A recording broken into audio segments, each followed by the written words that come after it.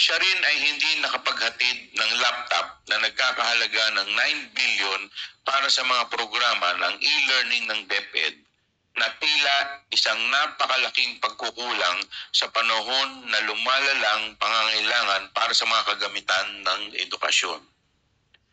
Ngunit sa ating pagdinig at pagsusuri ng budget utilization ng DepEd at OVP, paulit-ulit lumilitaw at nakakabahala ang mga issue patungkol sa confidential funds. Napakalaking halaga po ang perang ito. Sa OVP, mula 4th quarter ng 2022 hanggang 3rd quarter ng 2023, mayroong nagastos na 500 million worth of confidential funds. Habang sa DepEd naman, mula 1st quarter hanggang 3rd quarter ng 2023 ay may 112.5 million pesos naman. Suma total ay may 612.5 million pesos, higit kalahating bilyon ang hinawakang confidential funds ng ating Vice Presidente. Natural bilang mga mambabatas na may mandatong masiguro na nagagamit ng wasto ang pera ng taong bayan, paulit-ulit rin naming naitatanong, saan napunta ang confidential funds? Sa ating pagsusuri, lumitaw ang mga sumusunod na kakulangan o gaps sa ating batas.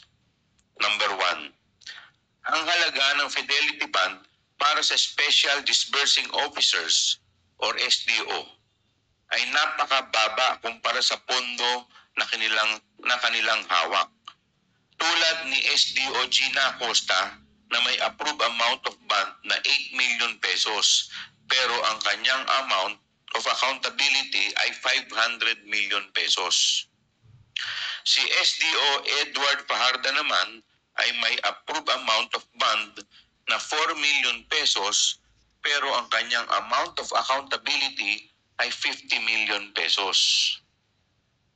Pagpapatibay ng mga patakaran ng COA tungkol sa budget at mga technical resources.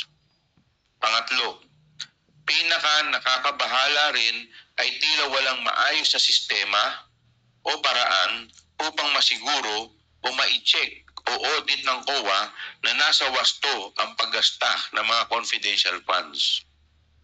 At ikaapat, malinaw na mga alituntunin sa mga detalye na dapat isama sa physical and financial plan na dapat ding suriin ng mga ahensya ng pambansang gobyerno at hindi lamang sa Department of Budget and Management. Gayon din ang kinakailangan ng pagsusumiti ng mas detalyadong ulat under oath ng mga accomplishment and liquidation reports kasabay na ang mga ebidensya ng accomplishment na ito. Sa terminong confidential ay tila ginagamit bilang isang panakip upang itago ang katotohanan mula sa atin. Para sa kaalaman ng lahat, ang confidential funds ay hindi discretionary allowance o funds ng isang ahensya. Hindi siya secret funds. Siguro po, panahon na upang harapin natin ang katotohanan na hindi lahat ng mga nahalal o nalalagay sa posisyon sa gobyerno ay pwedeng basta-bastang pagkatiwalaan. Kailangan pa rin ng safeguards pati sa confidential funds, sapagkat hindi maiiwasan na may mga nagtatangkang gamitin ang pagka-confidential nito upang itago ang impormasyon at pag-aabuso sa tiwala ng taong bayan. Ginagamit nila ang salitang confidential upang magbigay sa atin ng peking ilusyon na kahit ito'y lihim, ang mga pondo ay ginastos ng tama. Ngunit bakit kailangan pa itong itago sa mga taong tunay na nagpondo nito? Ang mamamayang Pilipino ay may karapatan malaman kung saan napunta ang kanilang pinaghirapang pera. Para sa akin, kapag nagamit na ang confidential funds para sa kanilang layunin, wala nang dahilan upang hindi maging bukas at maging transparent. Walang mawawala kung sila'y mag-uulat kung paano ginagawa operations kung saan ito pinaggamitan. Sa ngayon, naghahanda na po kami ng 2 batas upang masolusyonan ang ilan sa mga pagkukulang na natuklasan natin. Una, an act regulating the allocation and utilization of confidential and intelligence funds imposing penalties for misuse and misappropriation o ang Confidential and Intelligence Funds Act. Pangalawa, an act regulating special disbursing officers and imposing penalties for misappropriation o ang act regulating SDOs. Sa Confidential and Intelligence Funds Act, layunin naming tugunan ang tila maluwag na alituntunin batay sa Joint Circular number 2015-01. Sa mga hearing, nakita natin na pinapayagan ang mga resibo na may pirma lamang at hindi mabasang sulat gamay mula sa mga hindi nakikilalang tao bilang patunay ng liquidation. Panahon na upang magpatupad ng mas mahigpit na mga alituntunin sa paggamit ng mga confidential fund para sa mga confidential na gastos.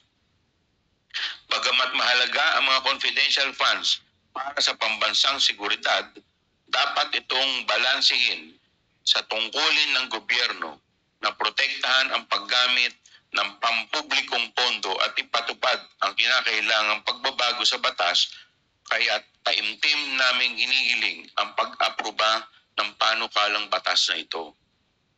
Samantalang ang Act regulating special disbursing officers and imposing penalties for misappropriation, layunin nitong palakasin ang proteksyon ng pera ng bayan dahil ito ay madaling maging target ng mga head of agencies at special disbursing officers na abusuhin ang paglabas ng pondo sa milyong-milyong halaga at bilyong-bilyon na walang wastong liquidation at walang takot sa parusa. Muli rin naming bibisitahin ang mga patakaran ukol sa fidelity bonds at ang inaprobahang halaga ng bond ng mga HOAs at SDOs dahil nakita naman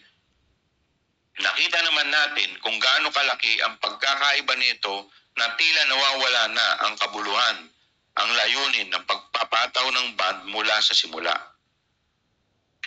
Bagamat marami pa rin katanungan tungkol sa confidential funds, sapat na ang ating natuklasan para magampanan ang ating mandato na gumawa ng batas para sa ikabubuti ng ating bansa. Ngunit hindi tayo titigil sa ating pag-iimbestiga sapagkat ang confidential fund ay isang bahagi na lamang ng budget ng OVP at ng DepEd. Marami pa tayong kailangang busisiin at suriin upang matukoy kung ano pang aspeto ng paggamit ng pera ng bayan ang kailangang punan ng batas. At para po sa kaalaman ng lahat, ang ating pong request sa PSA or sa Philippine Statistics Authority ukol sa pangalang Mary Grace Piatos ay ating pong na-receive ang kanilang tugon dito nung dated November 25, 2024 at dito sinasabi nila na base sa kanilang record ay walang ipinanganak na Mary Grace Piatos ang pangalan.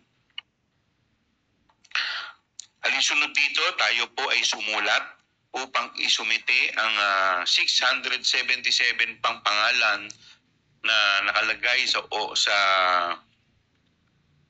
acknowledgement receipt ng DepEd kung saan tayo po ay binigyan ng tugon ng Philippine Statistics Office dated December 8, 2024 at dito kanila pong sinasabi na out of 677 individuals, 405 ay walang birth certificate o walang record sa birth certificate o pwede nating sabihin na non-existent.